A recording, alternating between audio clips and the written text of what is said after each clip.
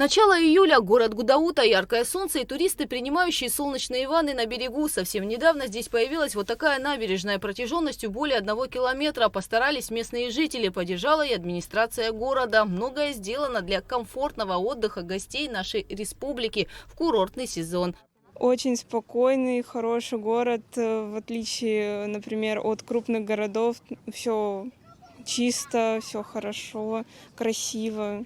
Может быть, даже еще раз потом приедем, останемся также в отпуск. Жители приветливые, все хорошо, чисто очень, также спокойно, все доброжелательные, все красиво, море тоже хорошее. Все очень нравится, прекрасная природа, чистейшее море, свежий воздух, отсутствие каких-либо летающих насекомых, которые портят в разных странах этот отдых, вкусная еда. Отличный отель. У меня, допустим, «Националь», в котором завтраки, ужины, прекрасные, шикарные номера. Таких в Абхазии я еще не видела. Впервые прилетела в такой отель. И, собственно, приветливые люди этой страны. Все очень нравится, благодарна Вселенной, что у меня есть моменты посетить такие места. Как вообще отдых у тебя здесь проходит? Идеально. Семья Устиновых приехала из Ярославской области. Абхазия – это любовь с первого взгляда, говорят супруги. Все чудесно и прекрасно. Отдых, великолепный отдых. И красота, и, конечно, красота. Вот такие вот впечатления. А в Гудауте 2-й раз были в прошлом году, и вот в этом году то же самое приехали. Начинает все сниться, я имею в виду вся природа, горы, начиная где-то с Нового года.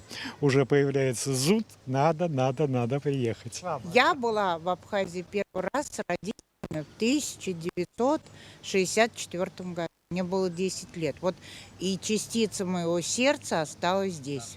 Очень великолепная природа, море, люди. Вообще просто все великолепно. Оборудованные пляжи и детские площадки – все это практически прямо на берегу моря. Принимают гостей как в гостиницах, так и в частном секторе. У семьи Зухба небольшая гостиница. По словам хозяев, они делают все для комфортного проживания туристов. Сезон мы существуем только 2-й. В прошлом году мы проработали всего лишь 1,5 месяца. А в этом году мы работаем с самого начала, наверное, с июня.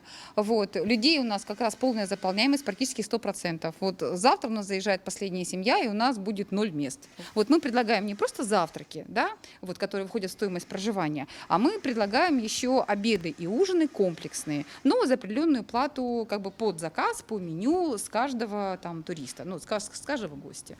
Гудаутский рынок, особенно в летний сезон, пестрит изобилием красок. Здесь есть все от домашней чачи и специй до сладостей собственного производства. Это мы сами делаем дома. Это наша домашняя продукция. Сами делаем, приносим, продаем. А сызбал, конечно, тоже мой домашний. Я надеюсь, что удачный сезон будет. Еще люди приедут. Я хочу, чтобы, конечно, было побольше гостей, побольше отдыхающих. Будем надеяться на лучшее. Нравится, конечно, хорошие люди, хороший товар.